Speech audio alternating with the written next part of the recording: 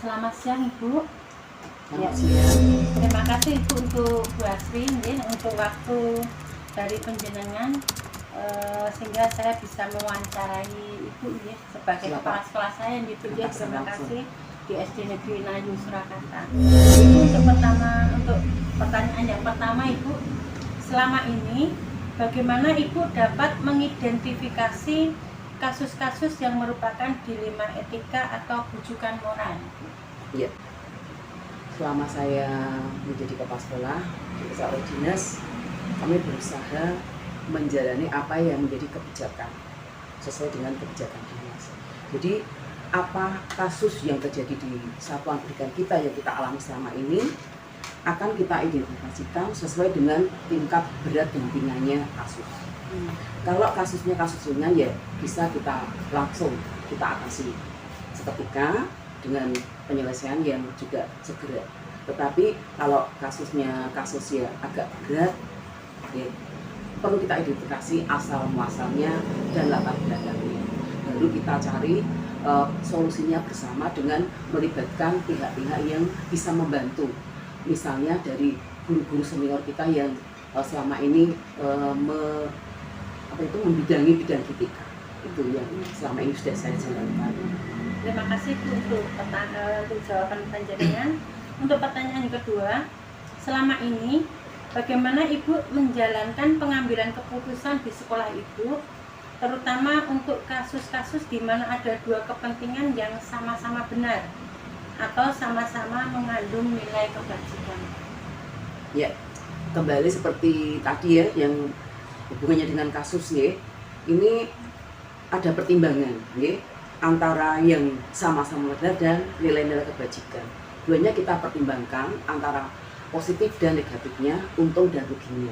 Mana yang lebih menguntungkan, mana yang lebih nilai positif lebih besar, kita yang ambil untuk diambil solusinya. Nah, di sini kita mencari latar belakangnya dulu, duduk permasalahannya, kemudian menggunakan skala prioritas mana yang lebih dulu diutamakan, ya. Kemudian mana yang bisa membantu atau mendukung dalam dunia pendidikan. Nah, kepentingan yang di luar itu, misalnya kepentingan pribadi atau kepentingan kelompok tertentu, itu yang harus kita kesampingkan. Jadi di sini saya akan lebih memprioritaskan yang untuk kepentingan dinas. Kemudian untuk pertanyaan ketiga, langkah-langkah atau prosedur seperti apa yang biasa Bapak lakukan selama ini? Ya, demikian. Ini kan menyangkut orang ya, menyangkut orang. Dalam hal ini kita sebagai manajemen itu ketika menghadapi persoalan ini berarti ada persoalan dan ada orang yang punya masalah kan gitu. Sehingga prosedur yang kita lakukan adalah kita mengadakan komunikasi yang baik ya kepada yang bersangkutan, sehingga ketika kami mengambil satu keputusan ini, siapapun yang berkepentingan dengan persoalan itu akan sama-sama memahami. Jadi prosedurnya adalah pendekatan secara personal, pendekatan secara efektif, sehingga semua yang terlibat di dalam persoalan ini bisa memahami ketika kami mengambil keputusan, dan apapun keputusan yang kami ambil tidak akan menimbulkan persoalan di belakang. Gitu saya kira Ya. prosedur. Terima kasih Bapak. Kemudian untuk pertanyaan yang keempat, hal-hal apa saja yang selama ini Bapak anggap efektif dalam pengambilan keputusan pada kasus-kasus dilema etika?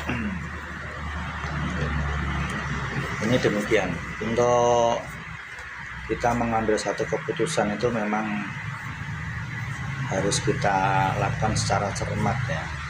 Nah, ini bisa kita mengambil keputusan secara efektif ketika kita ini, yang pertama adalah ada kesungguhan di dalam menyelesaikan persoalan itu, yang pertama. Yang kedua, kita menyadari akan kepentingan-kepentingan yang nanti harus kita dahulukan karena skala prioritas. Kemudian yang ketiga tentu juga akan memberikan efek itu ketika kita sudah punya pengalaman ya dalam mengambil satu keputusan itu, sehingga agar ini kita dalam mengambil keputusan bisa secara efektif, maka apalagi kita harus yang pasti punya keberanian untuk mengambil risiko. Tanpa ada keberanian mengambil risiko, kita akan selalu ragu dan tidak akan cepat dalam mengambil keputusan. Jadi apapun yang akan kita ambil dalam keputusan terkait dengan dilema etika ini, sebagai manajemen harus berani mengambil keputusan, mengambil risiko, sehingga dengan demikian persoalan yang terjadi akan segera terselesaikan. Ya. Terima kasih. Kemudian untuk pertanyaan selanjutnya Bapak, hal-hal apa saja yang selama ini merupakan tantangan dalam pengambilan keputusan pada kasus-kasus dilema etika Bapak? Sebenarnya tantangan kita anggap tidak ada sebenarnya. Tantangan yang besar itu enggak ada, tantangan yang berat itu tidak ada sebenarnya. Yang terpenting adalah bagaimana kita ini membangun komunikasi. Jadi antar warga sekolah yang biasa menimbulkan persoalan dilema etika itu memang kita bangun situasi kekeluargaan, kita bangun situasi yang nyaman, sehingga walaupun terjadi persoalan yang kita katakan dilema etika ini ya seolah-olah tidak terjadi persoalan gitu. Sehingga persoalan sebesar apapun akan bisa kita selesaikan dengan kepala dingin. Selanjutnya, apakah Ibu memiliki sebuah tata kala atau jadwal tertentu dalam sebuah penyelesaian kasus dilema etika? Apakah Ibu langsung menyelesaikan di tempat atau memiliki sebuah jadwal untuk menyelesaikannya? Bentuk atau prosedur seperti apa yang Ibu jalankan? Kalau saya ya, itu menyangkut dengan keberadaan mungkin guru ya, dilema etikanya ini berkenaan dengan guru ataupun berkenaan dengan siswa, saya selalu duduk bersama ya. Jadi setiap pagi itu saya buat briefing ya. Jadi setiap pagi ada kegiatan briefing sebelum masuk kelas ya, doa bersama, kemudian briefing pagi ya, segala kegiatan yang akan dilakukan dalam hari itu kita sudah bicarakan bersama ya. Seandainya nanti ada persoalan yang pelik ya, persoalan berkenaan dengan siswa ya seperti itu ya, kita langsung komunikasikan itu ya, kita selesaikan bersama ya, seperti itu. Jadi karena setiap hari kita bertemu dalam briefing, jadi maka persoalannya itu tidak mungkin berlarut ya, tidak akan berlarut Langsung ya, diselesaikan iya, begitu ya Bu? ya, tapi dengan kita mengambil celah waktu ya. Nah, kalau briefing pagi kan ya pagi sebelum guru-guru mengajar seperti itu.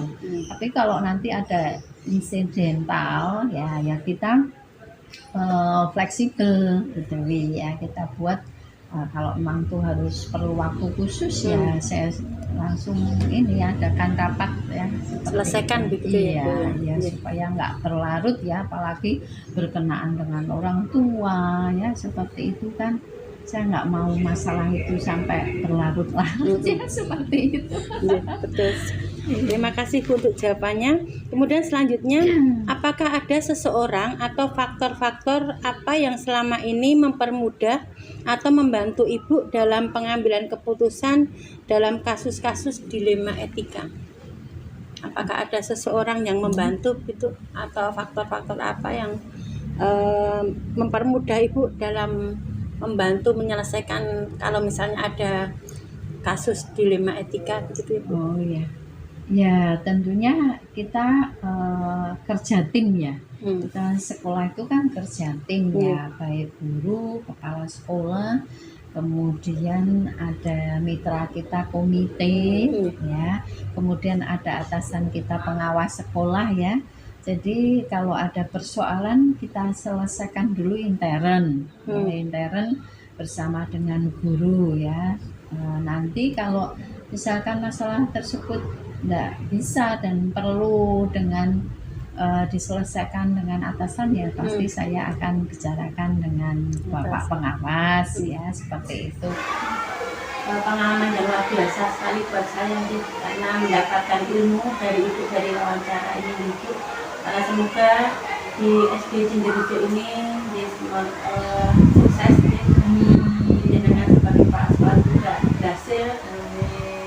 SD Cinderjo dapat maju juga berprestasi Ibu. Terima kasih untuk waktu yang disediakan Ibu. Bu Dewi juga sukses di Amin. JGP-nya Amin. dan lulus dengan baik. Amin. Terima kasih Bu doanya.